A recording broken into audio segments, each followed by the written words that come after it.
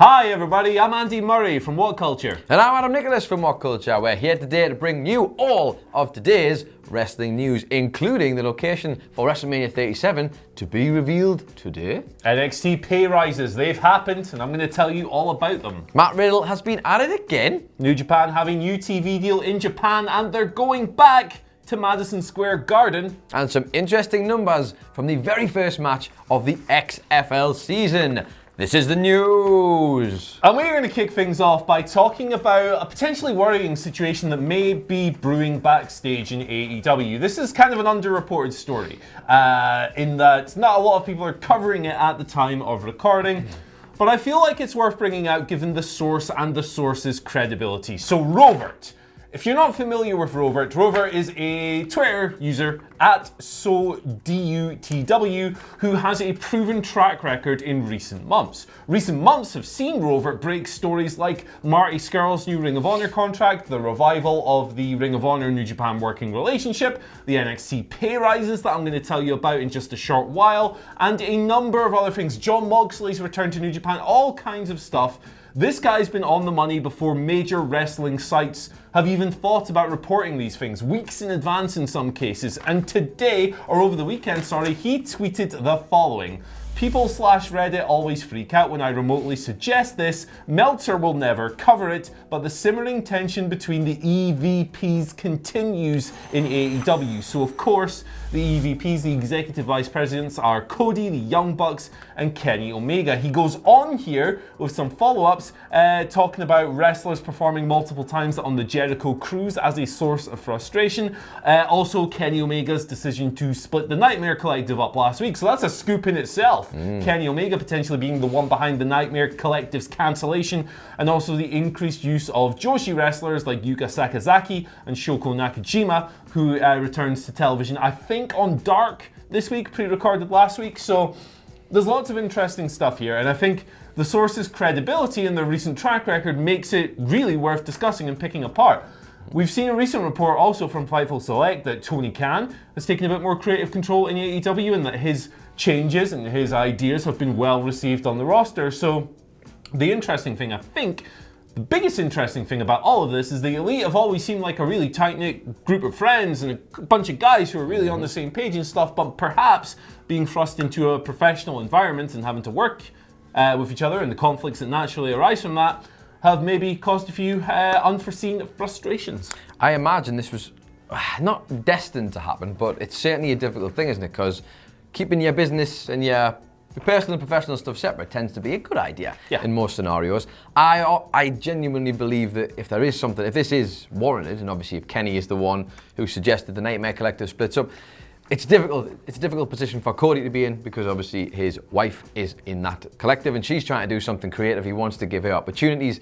At the same time though, if the other three guys are like, well, this isn't working, we need to cancel it, it puts him in a bit of a spot, doesn't it? Obviously it makes things difficult, hence the reason you keep these things separate. But interesting that Tony Khan's now part of that process a bit more. I think maybe again that was also destined to happen because you need that one person who essentially could take the heat off. If the three of them wanted the Nightmare Collective to end, and Khan's like, no, I agree, then that's the end of it, isn't it? Yeah, Vince McCann.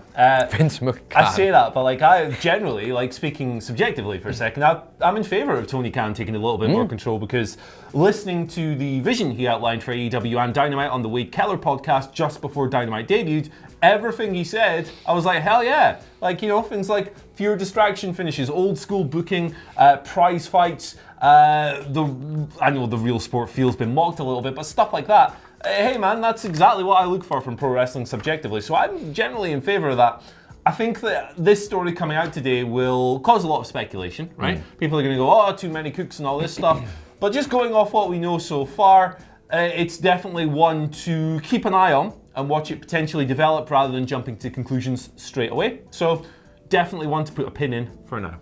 Absolutely, and we'll put that pin in and we'll shift it straight across back over to WWE because apparently the location for WrestleMania 37 is set to be announced today. This is according to Dave Meltzer of the Wrestling Observer, who says that apparently it's going to be at the exact location where everybody kind of already had an idea that it was going to be. They had predicted, and certainly there have been a few names tallied around that kind of made it to the ends of I don't exactly know how the process itself, but it's like, I think we were down to like 3 places it could have potentially been. It looks like it's going to be in Englewood, California, which is obviously, again, set to be announced today.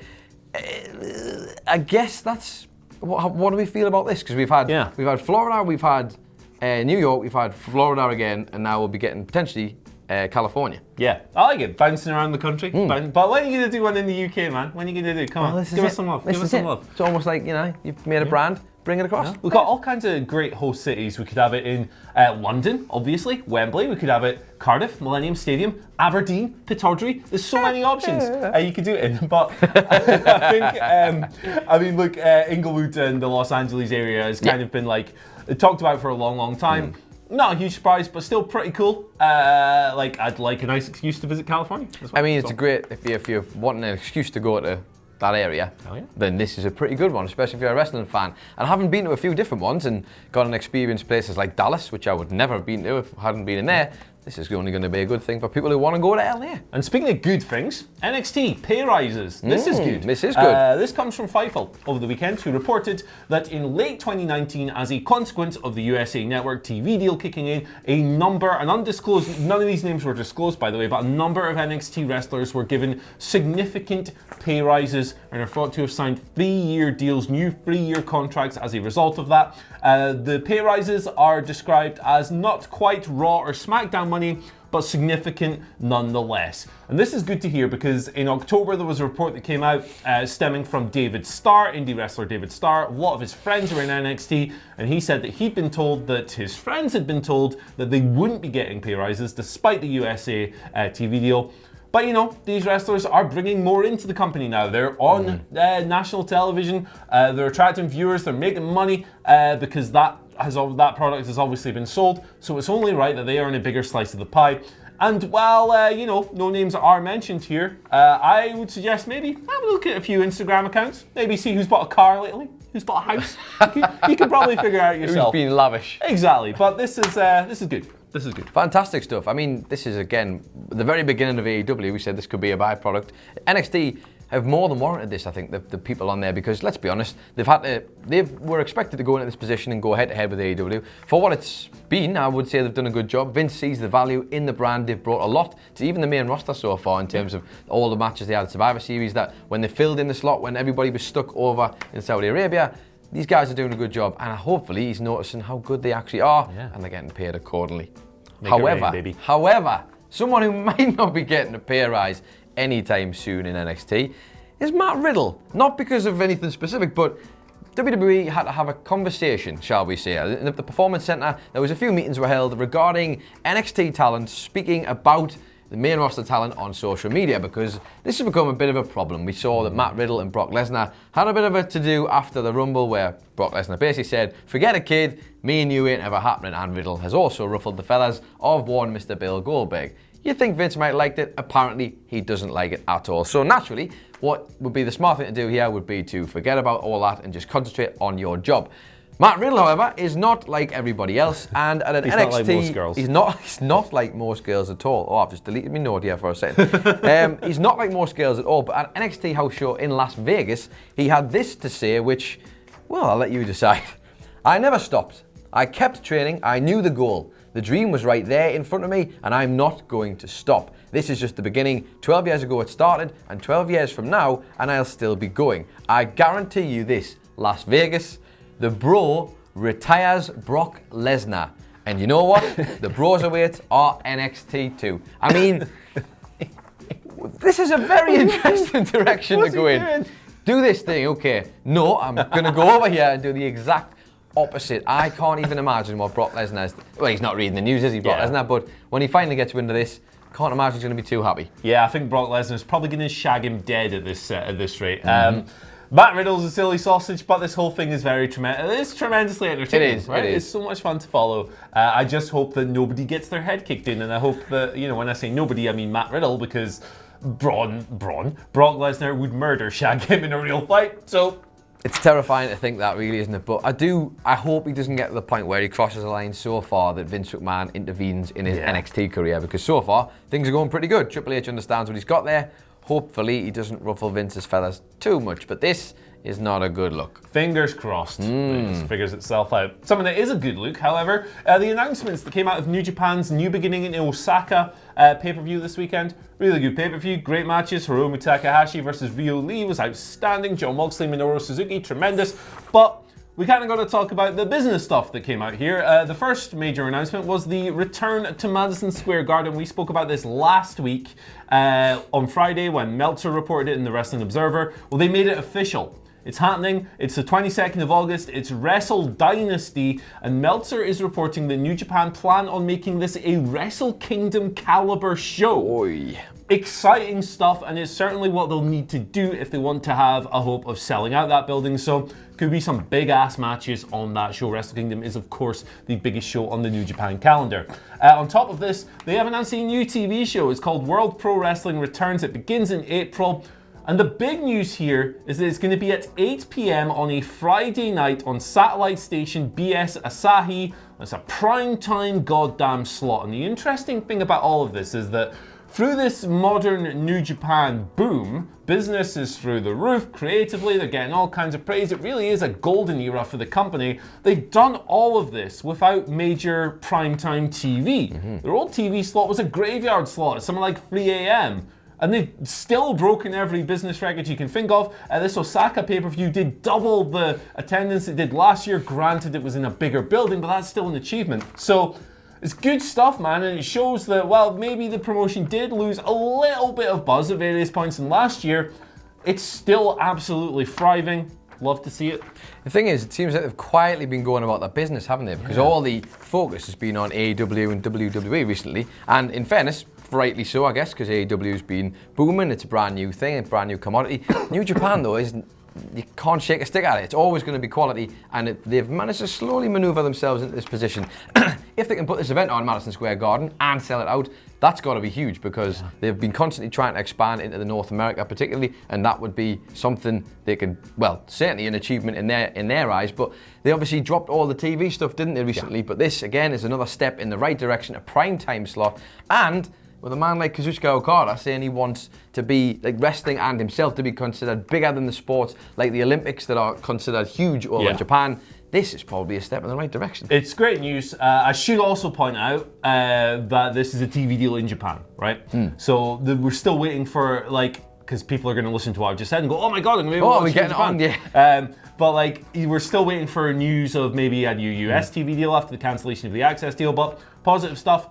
New Japan just keeps pounding forward while the rest of us are arguing over NXT and AEW and Raw and SmackDown. These guys are doing their thing in the background, and they're still putting on one of the most cutting-edge in-ring products in the world, breaking all kinds of business records. Good for them. Absolutely. Speaking of business records and numbers, let's move on to something completely different. The XFL is here. It has begun. It had its first weekend this weekend, and it's fair to say, from what the gauge I've heard from most of the people I've asked about it, seems like it's went down pretty well. XFL. And bearing in mind that what happened the last time it started, seems like a much more positive beginning. Well, we have some interesting numbers from the opening match of the XFL season. Now, here's some names for you. I know you do like your, I was going to say NFL, but I guess it's different. Football XFL's team better. Names, yes, of course. It was the Seattle Dragons versus DC Defenders. Now, obviously, this took place on ABC Network. The numbers coming in for this opening match is that they've got an average viewership of 3.3 million viewers, which, to put that into context, the AAF Football League that was aired on the NFL Network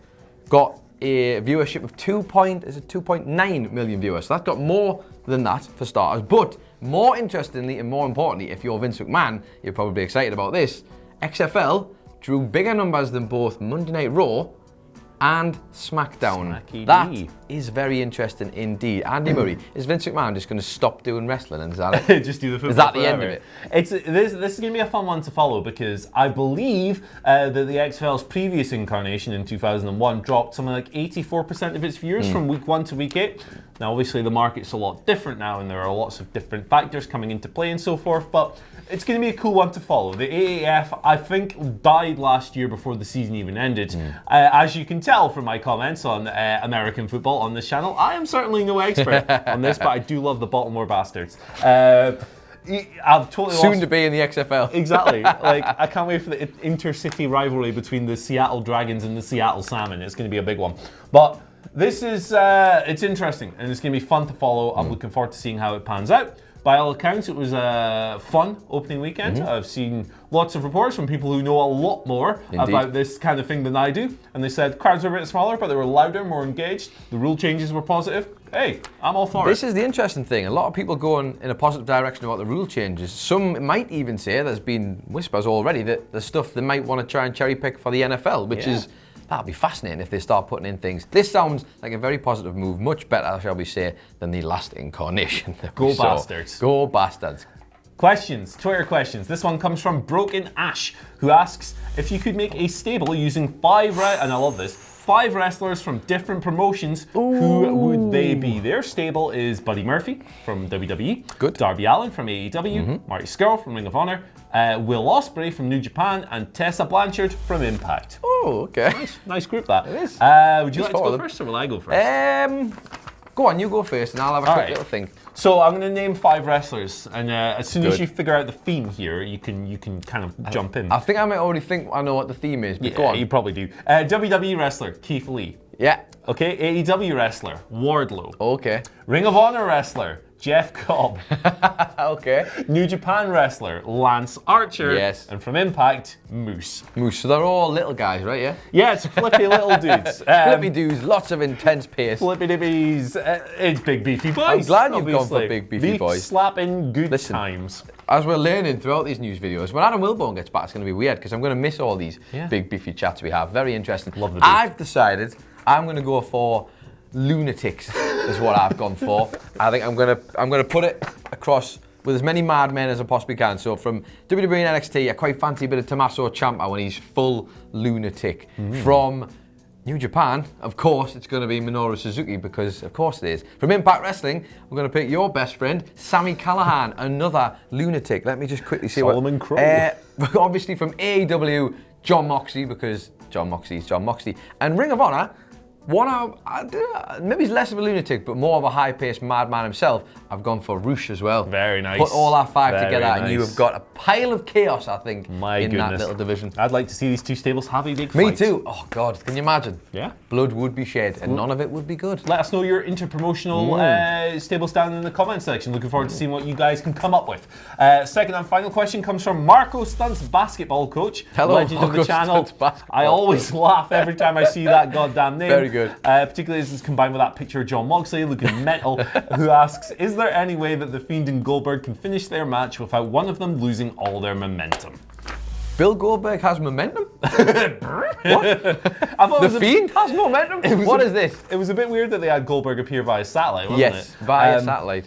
I think that, like, if it's a tough one. It's really hard for opponents of The Fiend because, like, Bray Wyatt can go in there and, like, no-sell a spear and stuff, and it's kind of like, oh, well, those are Goldberg's big bombs. What happens next? So I think that the way to do it is to probably have Goldberg do something mental, like spear him off the stage or something, so that it's just a crazy thing rather than just totally murdering the move outright. But I think that they can. I think that if you make it more competitive than usual, and you can do that because Goldberg's a believable, badass, old man John Wayne type ass kicker character, I think you can do that. It has to be a bit more competitive.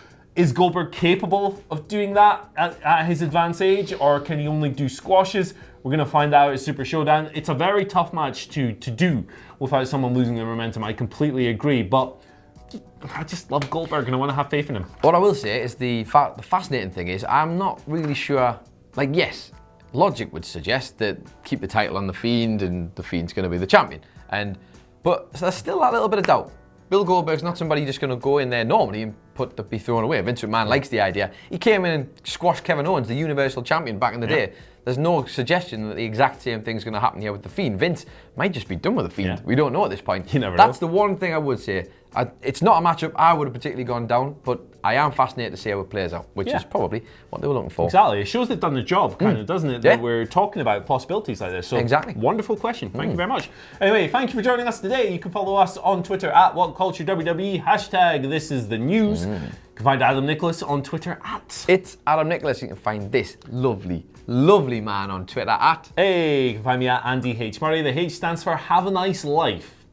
Wow. Shoegaze. Are you off somewhere? Just gonna be miserable. Just go. Well, I'm gonna wave us off and Have a nice day. Hey. And indeed, life.